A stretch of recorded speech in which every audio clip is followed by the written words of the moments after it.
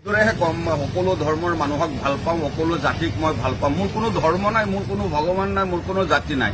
ভগৱান নাই বুলি মই নকওঁ, কাৰণ বিভিন্ন কিতাপে কৈ আছে লা ইলাহা হিৰিতি পাপম অল্ল ইলাহা পৰমোদম জন্ম বৈকুণ্ঠ জপি নামে মুহাম্মদ। মোৰ কথা কোৰাণৰ কথা নহয়, বেদৰ কথা। বেদে আৰু কৈ আছে অল্ল ইল্লল্ল অনাদি স্বৰূপাই শতাং হিৰিং অদৃষ্টং জনানাম জলচৰান পশু সিদ্ধান কুৰু কুৰু ফট। যদি এই কথা মই কওঁ যে ভগৱান নাই, তেনেহ'লে ময়ো নাই। যিজনে এই আকাশ জমিন পৃথিৱী সোলাৰ ছিষ্টেম সৌৰজগত মণ্ডলী তাৰপিছত এইটো কি কয় সৌৰজগত মণ্ডলীৰ ওপৰতো এইটো কি কয় ব্লেক হোল, এই গোটেই ব্ৰহ্মাণ্ড সৃষ্টি কৰিছে। সৃষ্টিকৰ্তা এজন আছে, এটা ঘৰ বনালে এজন মিস্ত্ৰী থাকে। তেনেহ'লে সেইকাৰণে মই এইটো ক'ব নোৱাৰিম। মোক যিজনে বনাৰ্গৰ কথা নহয়, এইটোতো আল্লাহ এজন আছে, ঈশ্বৰ নাই বুলি এই কথা মই এইকাৰণেই ক'ব নোৱাৰিম যে মোক সৃষ্টি কৰিছে। সৃষ্টি কৰাৰ পিছত স্ৰষ্টা আছে। এইটো কোনোবাই যদি কয় সৃষ্টিৰ স্ৰষ্টা নাই, তেনেহ'লে সেইজন জ্ঞানী মানুহ হ'ব নোৱাৰে। কোনো সৃষ্টি নাই। সেইটোৱে কৈছো অল্ল ইল্লল্ল, একমাত্ৰ এজনে ঈশ্বৰ, এজনেই প্ৰভু, এজনেই আল্লাহ, এজনেই ভগৱান। অল্ল ইল্লল্ল অনাদি স্বৰূপাই, যাৰ আদিও নাই অন্তও নাই, যাৰ কোনো আকাৰ যাক দেখা নাযায়। স্বৰূপাই শতাং হিৰিং অদৃষ্টং, যাক দেখা নাযায়। আৰবী ভাষাত কয় ইউ মিনুনা বিল গাইব। শতাং হিৰিং অদৃষ্টং জনানাম, সকলোৱে জানে মোক সৃষ্টি কৰিছে, স্ৰষ্টা আছে।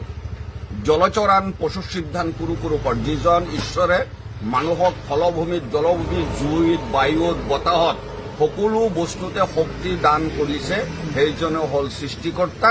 আৰু সেইজন সৃষ্টিকৰ্তা সকলোৱে মানিব লাগিব। যদি নামানে তেওঁ নাস্তিক হ'ব। পৃথিৱীখন তুচ্ছ বুলি জ্ঞান কৰিলে তেখেতক এই পৃথিৱীত পঠোৱা হৈছে। নিশ্চিতভাৱে আল্লাহ বা ঈশ্বৰে বা ভগৱানে পঠিয়াইছে।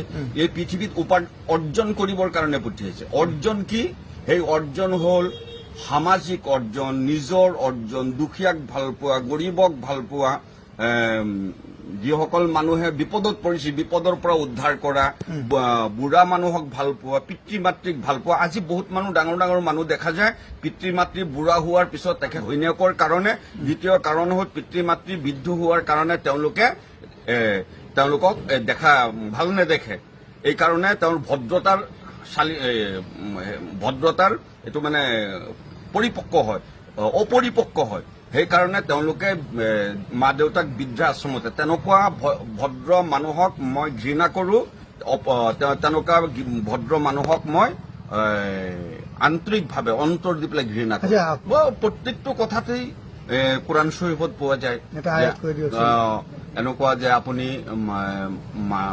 আপুনি সামাজিকভাৱে আপুনি মানুহক সামাজিকভাৱে মানুহক ভাল পাব, গোটেই পৃথিৱীখনক মানুহক ভাল পাব। সৃষ্টিকৰ্তা আল্লাহে সৃষ্টি কৰিছে সৃষ্ট জীৱক, এইটো ভাল পাব লাগিব। বিভিন্ন ৰকমৰ কোৰাণ শৰীফত আহে। এই কোৰাণ শৰীফখন অকল এই ইছলাম ধৰ্মৰ কাৰণে নহয়তো। যেতিয়া কোৰাণ শৰীফত ইনচান শব্দ ব্যৱহাৰ কৰে, আৰবী শব্দ, তেতিয়া গোটেই মানৱ জাতিক বুজাইছে। যেনেকুৱা আৰ ৰহমান, আল্লাহ দয়া, আল্লাহ দয়াবান। আল্লামাল কোৰাণ, আল্লাহ কোৰাণ শৰীফ পঠিয়াইছে, মানুহক শিকাইছে। খালাকাল ইনচান, মানুহক সৃষ্টি কৰিছে, মানৱ।